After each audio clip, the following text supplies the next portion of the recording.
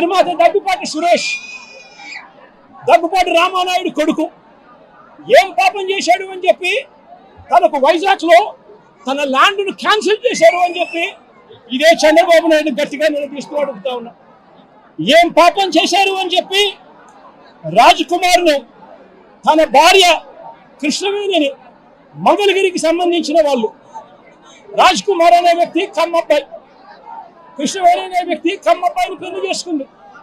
Social మీడియాలో చంద్రబాబు నాయుడు గారికి వ్యతిరేకంగా జగన్కు అనుకూలంగా 4 మాటలు రాశారు.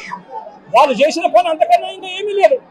వాళ్ళని ఏకంగా వాళ్ళ మీద 11 కేసులు పెట్టి ఏకంగా 4 రోజుల పైగా వాళ్ళని జైళ్ళల్లో పెట్టి తిప్పారు. ఏకంగా ఆ పిల్లాడు ఫోటో చూస్తే సోషల్ మీడియాలో బాధ అనిపిస్తుంది. లోకేష్ ఫోటో పెట్టి ఆ పిల్లాడు రాజ్ కుమార్ మోకాళ్ళ మీద నిలబడి ప్రాధేయపడతా ఉన్నట్టుగా దగ్గరుండి వాళ్ళ తెలుగుదేశం సంబంధించిన కార్యకర్తలు కొట్టి ఆయనతో చొక్కా ఇప్పించి ప్రాధేయపడేట్టుగా చేస్తా ఉన్నారు.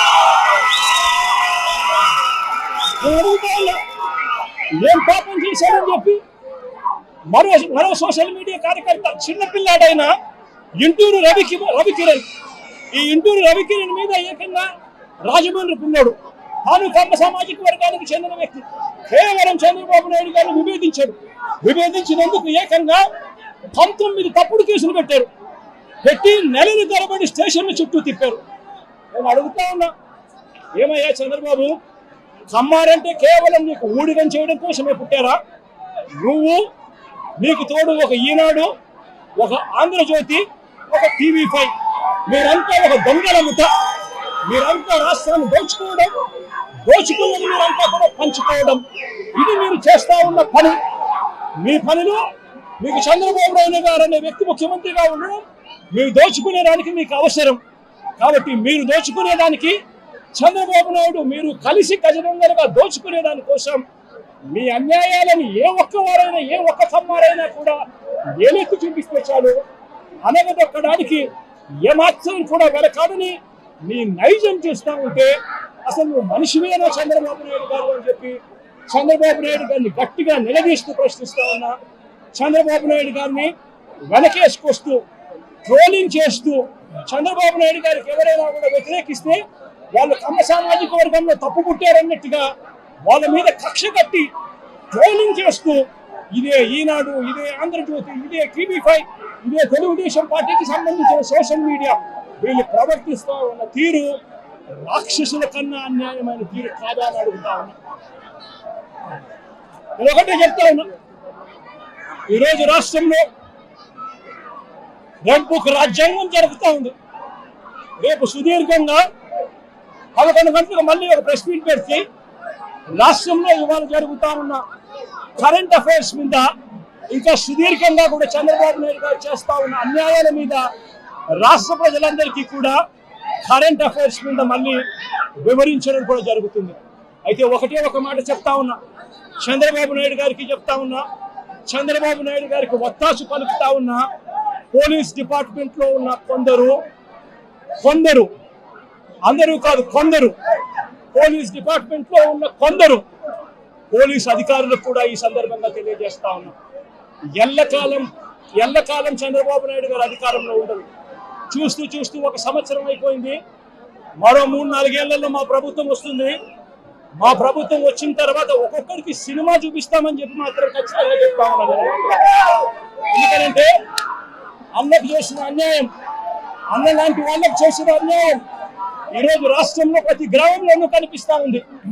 ఈ గ్రామంలో ప్రతి గ్రామంలో కనిపిస్తా ఉన్న ఈ అన్యాయాలకు నేను ప్రతి అధికారికి నేను ఒకటి చెప్తా ఉన్నా, ఈ అన్యాయాలలో మీరు భాగస్వాములు కావకండి. భాగస్వాములు అయినారు అంటే మాత్రం చంద్రబాబు నాయుడు గారితో పాటు మిమ్మల్ని కూడా బోనెక్కిచ్చే కార్యక్రమం ఖచ్చితంగా చేస్తాము అని చెప్పి ఖచ్చితంగా హెచ్చరిస్తా ఉన్నాం.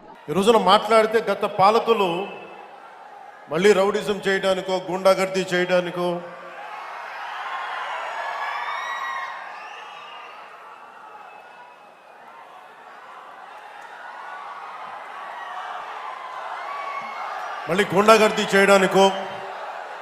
రౌడిజం చేయడానికో అలాంటి భావన మళ్ళీ ఉంది. మీకు తెలుసు కదా, రౌడీజానికి, గుండాలకి, గుండాగర్దీలకి బయటపడితే మన రాజకీయాలకు వస్తాం. కేసులు పెడతాం, వస్తే 29లో మేము అంతు చూస్తామంటే మీరు రావాలి కదా. మీరు ఎలా వస్తారో మేము చూస్తాం. నాకు వారి మీద, వైసీపీ నాయకుల మీద ఈరోజు చెప్తున్నాను, మొదటి నుంచి చెప్తున్నాను, వ్యక్తిగతంగా నాకు ఎవరి మీద కక్ష ఉండదు. మనస్ఫూర్తిగా నా గుండెల మీద ఆత్మసాక్షిగా చెప్తా, నాకు ఎవరి మీద కోపం ఉండదు. కానీ మీరు సగటు మనిషిలో, ఈ దేశంలో ఉన్న సగటు మనిషికి, సగటు మధ్యతరగతి మనిషికి, సగటు రైతుకి, సగటు యువకుడికి, సగటు యువతకి మీరు కనుక భయభ్రాంతుల్ని క్రియేట్ చేస్తే దాన్ని ఎదుర్కొనే కదా ఇక్కడ దాకా వచ్చాం. మీకు 151 సీట్లు వచ్చినప్పుడు కదా, నేను 2 చోట్ల ఓడిపోయినప్పుడు కదా మేము ఎదుర్కొని బలంగా నిలబడింది. అంటే గుండెల్లో ఎంత దమ్ము ఉండాలి, రక్తంలో ఎంత వేడి ఉండాలి మీలాంటి వాళ్ళు తట్టుకోవాలంటే. నాకు తెలిసిన సినిమాల నుంచి వచ్చినవాడిని, సినిమాలో డైలాగులు చెప్పను నేను. కుత్తుకలు కోసేస్తాం, మిడకాయలు కోసేస్తాం అంటే కోయడానికి మేమేమన్నా చొక్కా ఇప్పి చూపిస్తామా?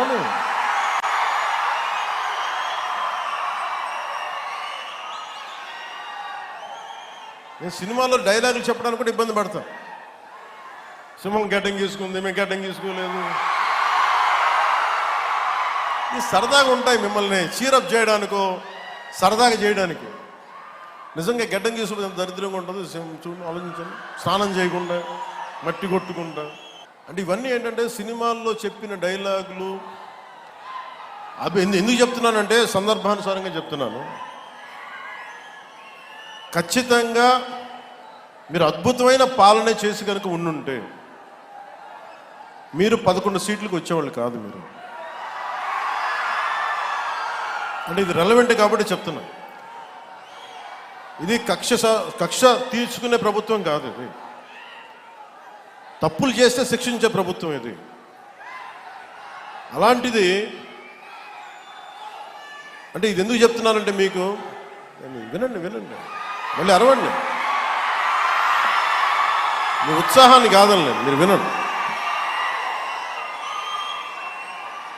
అంటే మీరు అరుపులు అరుచుకుంటూ వెళ్ళిపోతున్నారు, వాళ్ళేమో బెదిరిస్తా ఉన్నారు, కోస్తామంటున్నారు.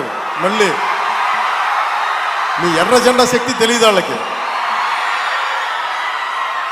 మీ గుండెల్లో ఉన్న ఆ వేడి రక్తం గురించి తెలియదు వాళ్ళకి.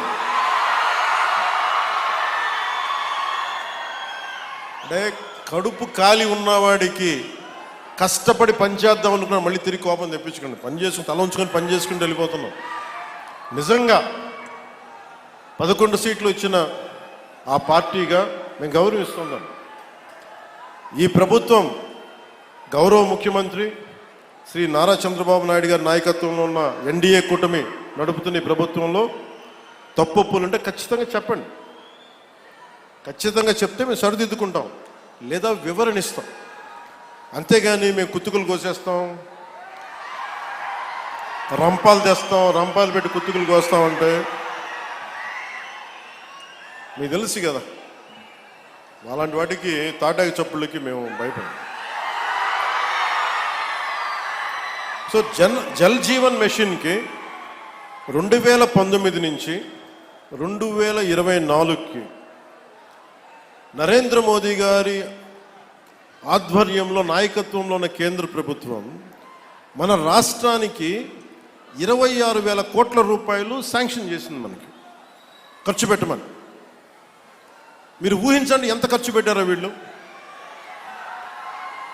26,000 కోట్లు మొత్తం ఇస్తామంటే దానికి మ్యాచింగ్ గ్రాంట్ ఇవ్వకపోవడం వల్ల 4,000 కోట్ల రూపాయలు ఖర్చు చేయగలిగింది. ఆ 4,000 కోట్ల రూపాయలు పోని కనీసం కొన్ని ఊళ్ళకి దాహం తీర్చారా అంటే అది కూడా తీయలే. ఆ 4,000 కోట్లకి పైపులు వేసుకున్నారు అంతే. పైపులు వేసారు. ఇప్పుడు పైపులు వేస్తే వాటర్ సోర్స్ చూపించాలి కదా. ఎక్కడి నుంచి నీళ్లు పట్టుకొస్తున్నావు, చెరువు నుంచా, కుంట నుంచా, ఎక్కడి నుంచి పట్టుకొస్తున్నావు అంటే అవి కూడా చేయలే. పైప్లెస్ కూర్చోబెట్టారు. ఎప్పుడు మనకి ఉపరితలం నుంచి మన సర్ఫేస్ వాటర్ ఎప్పుడు వస్తుందని. దీనివల్ల ఆ 4,000 కోట్లు కూడా చాలా వరకు వృధా అయిపోయింది.